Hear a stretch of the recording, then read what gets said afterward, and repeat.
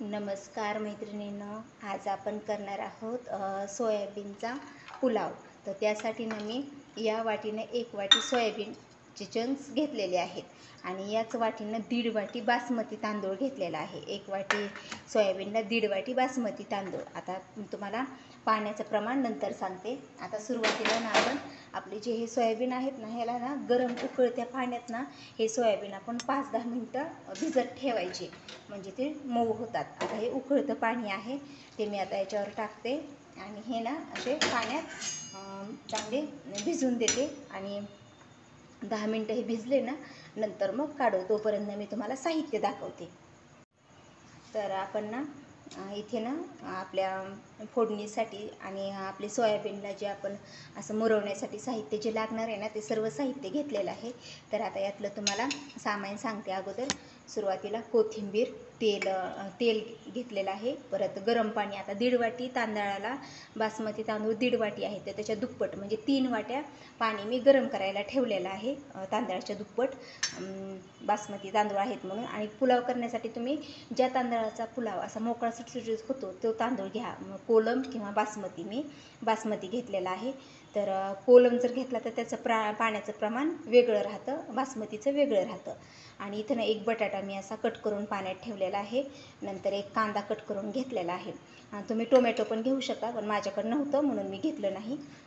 परत कच्ची शेंगदाणे, तमालपत्र, दही, जिरे, ही कांदा लसूण मसाला, मोहरी, नंतर आपले कसुरी मेथी, हळद, लाल तिखट, ही बिर्याणी मसाला आहे. ही अद्रक आणि लसणाची उकळात कुटलेली उघड पेस्ट आहे. 2 हिरव्या मिरच्या अशा त्याला मध्ये कट दिला आहे, का तर तेलात टाकल्यास त्या उडून अंगावर येऊ नये म्हणून.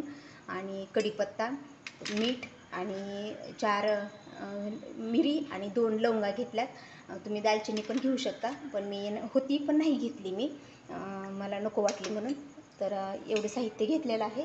तर आता आपले ते चंक्स आपले हे होते तर भिजतेत पाण्यात. तोपर्यंत मी कुकरमध्ये तेल गरम करायला ठेवते आणि पाणी पण आपलं गरम करायला ठेवते. तर मी ना पाणी गरम करायला ठेवले, कुकरमध्ये तेल गरम करायला ठेवले. तांदूळ धुवून घेतलेत आपले 2 पाण्याने स्वच्छ, ह्याचा काळपट पाणी निघावं म्हणून.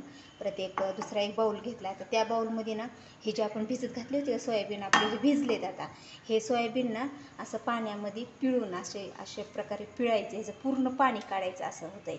आणि असं पिळून ह्या बाऊलमध्ये घेऊ आपण हे पूर्ण असं त्याचं पाणी असं पिळून.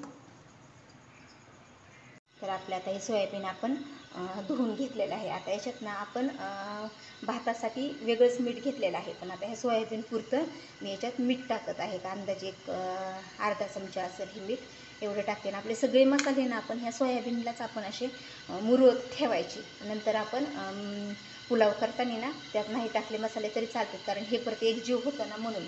तर आता ह्या सोयाबीनलाच ना मी मीठ लावलेलं आहे. नंतर हळद टाकते, याच्यावरच मी सर्व याच्यातच मसाले टाकते, नंतर काही टाकत नाही.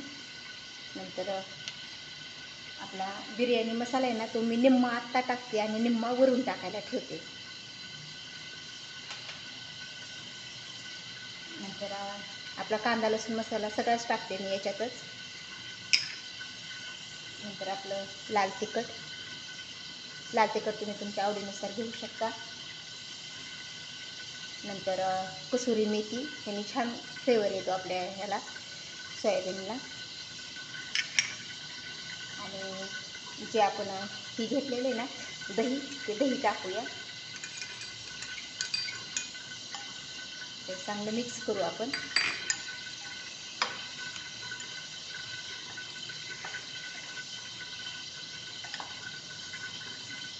आणि अद्रक आणि लसणाची पेस्ट आहे ना, ती पण आपण याच्यातच टाकूया.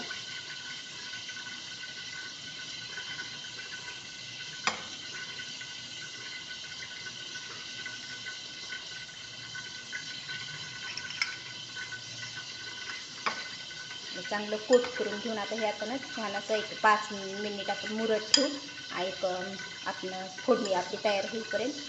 तर आता आपण कुकरमध्ये तेल ठेवले गरम करायला. आता आपण फोडणीची तयारी करू, हे मुरते तोपर्यंत. तर आपलं तेल गरम झाले. मी आता सुरुवातीला त्यात मोहरी टाकते. आपली मोहरी तडतडली की मी जिरे टाकते.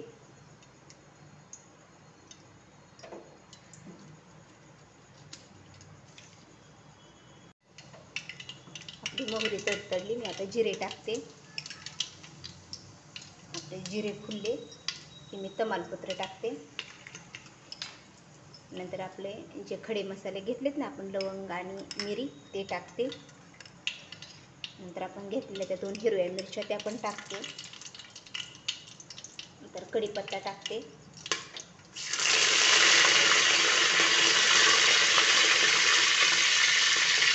कांदा,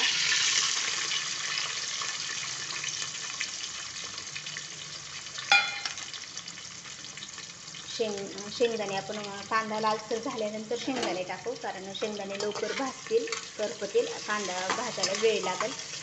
तर आता जे आपलं राहील मीठ आहे ना, आपण ह्याला सोयाबीनला मीठ टाकलेलं आहे. तर आता आपण भाताच्या अंदाजाने तेवढ्या तांदळाला जेवढं मीठ लागेल ना, तेवढं मीठ, सर्व मीठ मी आताच कांद्यातच टाकते, का तर ते कांदा लवकर भाज सुटतो, त्यामुळे नंतर आता वरून मीठ टाकणार नाही मी. आणि चांगलं लालसर होऊन देते.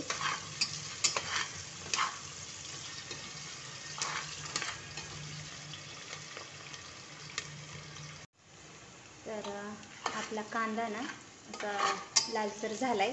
आता आपण याच्यात ना आपलं जे बटाटा आहे ना, ते बटाटे टाकू आणि शेंगदाणे पण टाकू. आणि चांगला आता ह्याला पण एक मऊ होऊन देऊ आपण तेलातच थोड्या वेळ.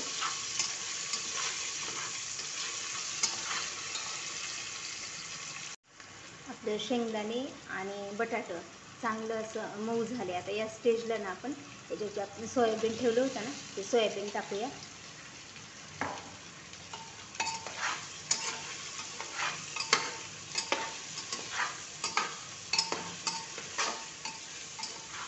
सोयाबीनला लावलेले मसाले आहेत ना, आपल्या सर्व कांदा, बटाटा, तांदूळ ह्याला व्यवस्थित लागतं नंतर.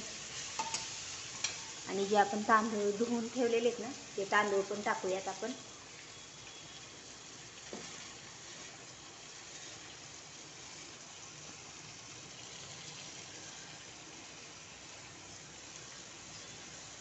तर मी ना तांदूळ टाकले, छान मिक्स करून घेतले 2 मिनिट. तेलात तांदळाला मसाला सर्व लागावा या प्रकारे. आता ना जे आपलं राहिलेला बिर्याणी मसाला आहे का, तो आपण याच्यात टाकूया. नंतर आपली कोथिंबीर, ही पण छान मिक्स करूया. आणि जे आपण गरम पाणी करायला ठेवले ना, ते गरम पाणी आपण आता याच्यात टाकूया. 1.5 वाटी तांदळाला मी 3 वाटी गरम पाणी घेतलेलं आहे.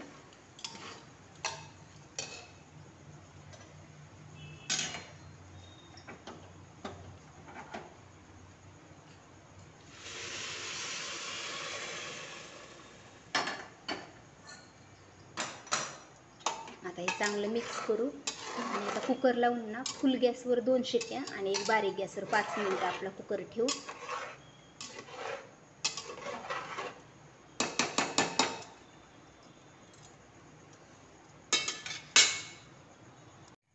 तर आपला ना सोयाबीन पुलाव तयार झालेला आहे, तुम्ही पाहू शकता. आता ना मी ह्याला मिक्स करून घेते अशा प्रकारे आणि ना एका डिशमध्ये काढून घेते. तर आपला पुलाव तयार आहे. कसा वाटला ते नक्की सांगा कमेंटमध्ये. आवडला असेल तर व्हिडिओला लाईक करा, शेअर करा आणि ज्यांनी सबस्क्राईब केलं नाही ना, त्यांनी सबस्क्राईब करा. तुम्ही पण अशा प्रकारे सोयाबीन पुलाव करून पहा, तुम्हाला नक्की आवडेल.